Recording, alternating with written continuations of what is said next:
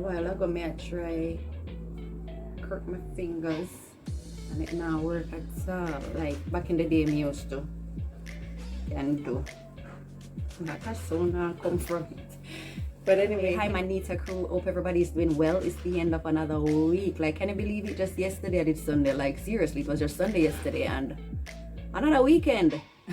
But we need to be grateful for making it this far. I mean, regardless of the obstacles, the ups and downs and all of that, we still have life. And once there is life, there is hope, right? I know it might sound cliche, but we have life, so there must be hope. Come on. But anyway, as you can see in the title below, I'll be sharing just a little bit of experience and what it was like working with this person, and also just to point out that you still have good people around. Good people who are kind, helpful, selfless, genuine, and just quick and ready to provide assistance when you need it. And one such person is, of course, Barry.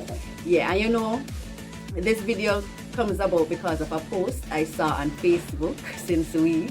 Yeah, Facebook dragged my memory to a post I made exactly 1 year ago where I shared a photo with Barry and it was the last day working with him, and I had a long caption.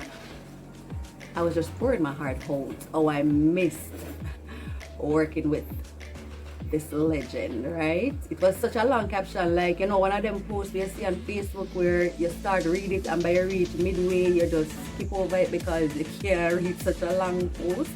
Yeah, it was one of those kind of posts, but it generated so many responses, so I guess people really liked it. And I mean, I think it's really because I was talking about this legend.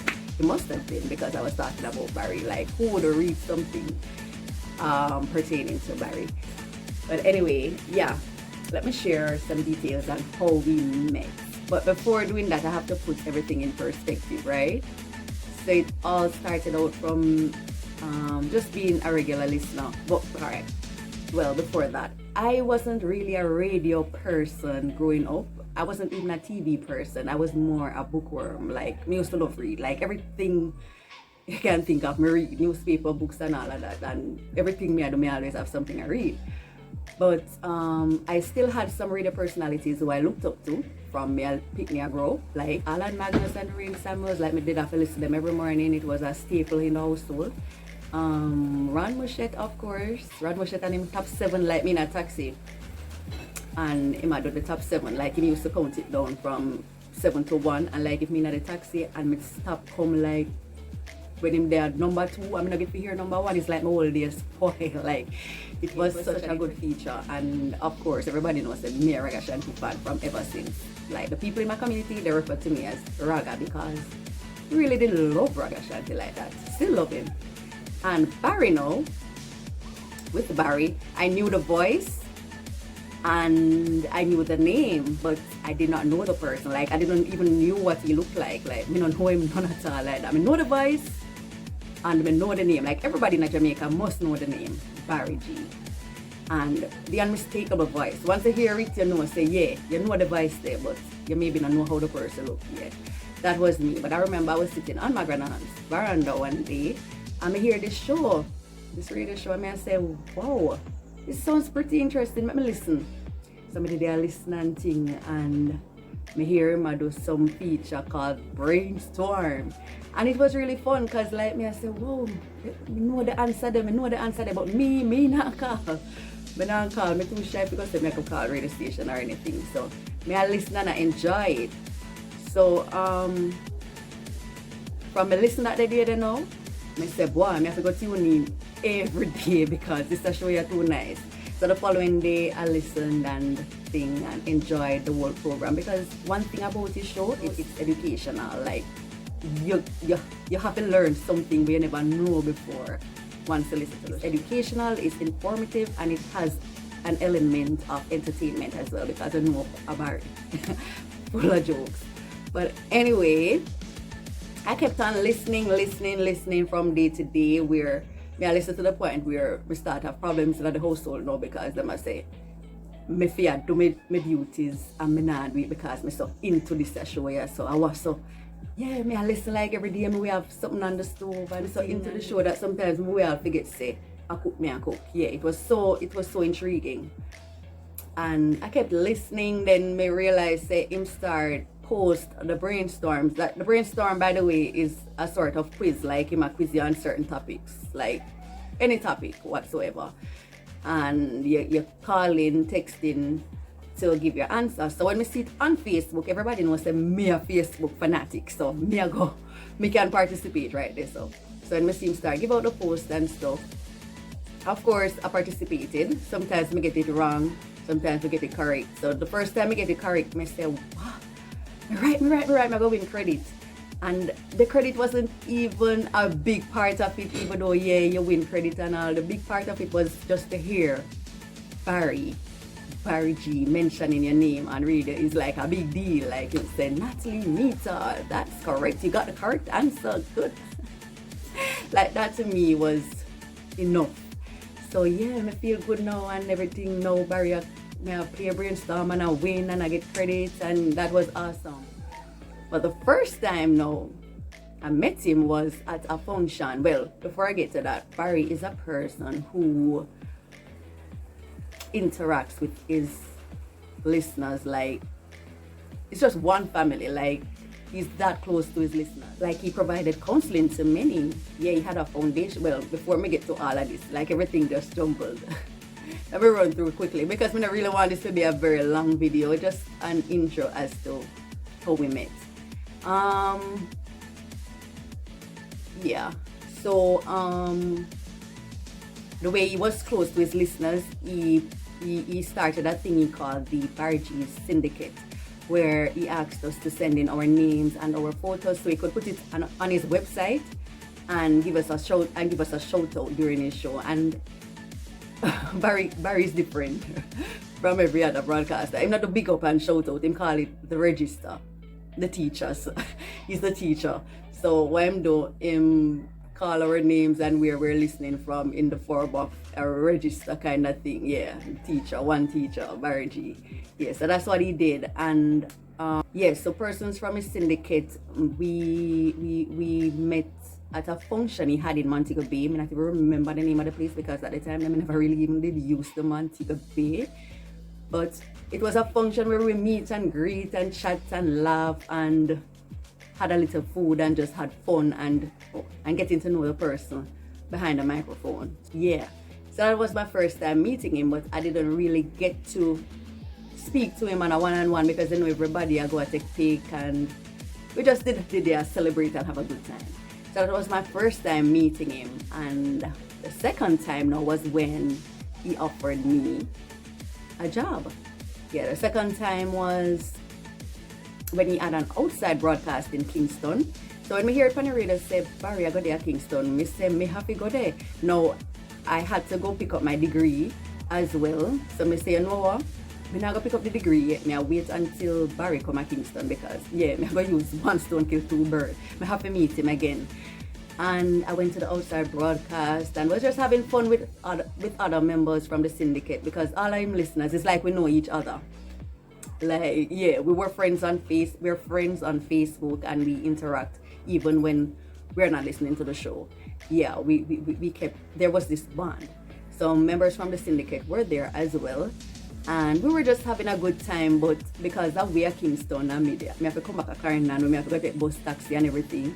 Me never one night catch me, so me tell Barry, say, anyway, it was good meeting you again, but I have to go now because I'm gonna take the bus. Yeah, I don't wanna go home late. So Barry was like, no man, stay till the end of the show, man. I'm gonna drive me inside so you can get a ride with me. I say, yeah, wow. I said, wow, okay, that sounds like a good idea. It wasn't just me, some other members from the syndicate as well. I don't remember how many of us, but yeah, well, we pop up in a van and him drop us all in Maypen. But while I was on my way down, he was asking if I was working. And I told him I recently graduated and was really job hunting. So he was like, I can help you to get a job. I said, okay, I'm grateful for that. So yeah, I said, okay, thanks. Now when I go home, I'm so excited and thing. Of course, I'm gonna get work and stuff. But 1 week passed, I mean, I hear nothing from him. 1 week passed and I hear nothing. I say, well, probably Barrington not even remember one thing about me.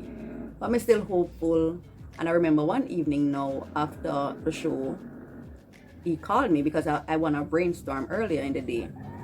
So he was like, you ready to come to my bay? So I said, So him say, he wants me to work at his foundation because yes, he had a foundation, the Bargy Health Foundation. So I say, whoa.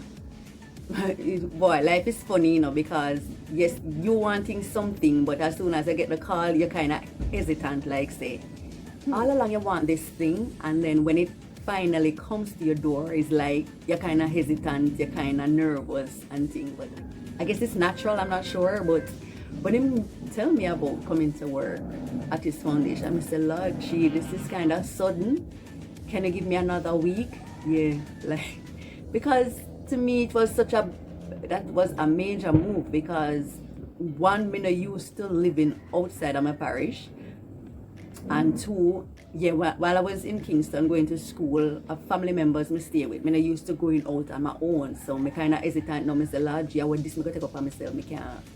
But at the same time, me can't say no because, but I sound like me worthless, like, you don't know if I do it yourself. So of course, me say, I'm interested, but give me another week so that we can get everything together. Barry was like, you can come right now. You don't have to buy anything. You don't have to bring anything. Just come and work because I have a place where you could even stay for the time being until you figure out yourself. I said, Jesus have mercy. And I said, just give me 1 week so I can get my headspace together.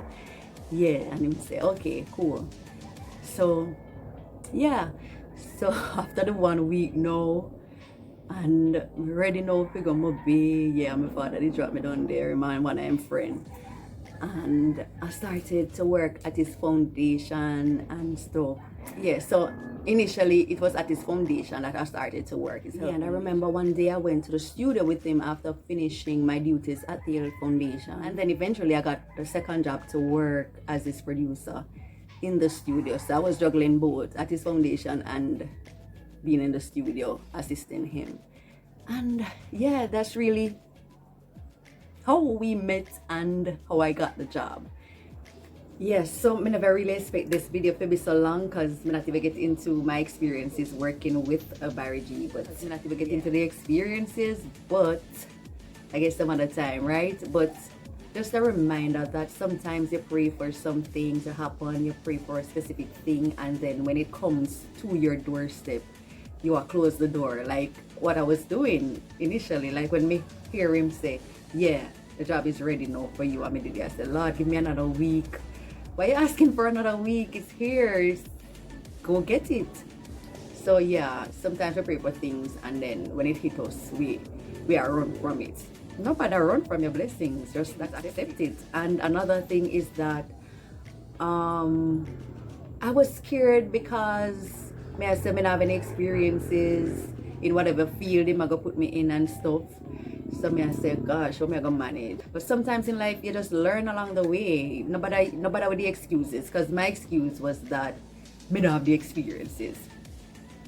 You learn along the way, and don't ever doubt yourself. Don't ever doubt yourself. Whatever your mind can conceive, you can achieve. I don't remember who quoted that one, but it's true. Nobody tell yourself, say, boy, this is a new environment, how am I gonna cope, I don't know what to do and all of that. You will definitely learn along the way, and you gotta learn to accept changes. Life is not gonna always be one flat surface like that. It has its hills and valleys, so you have to learn how to navigate your way into any opportunity that presents itself. Nobody tell yourself say no or me a wait or no, man, just go ahead and do it. Just do it. It's just as simple as that. Just do it. But yeah, bless up everybody. I never planned for the video so long, I'm sorry, but it's just one of those days. But yeah, it's just one of those days. Yeah, bless up on yourself, love you all, and have a great weekend. I don't want no one take you from me, cause Natalie, I want you for myself, I need you for myself.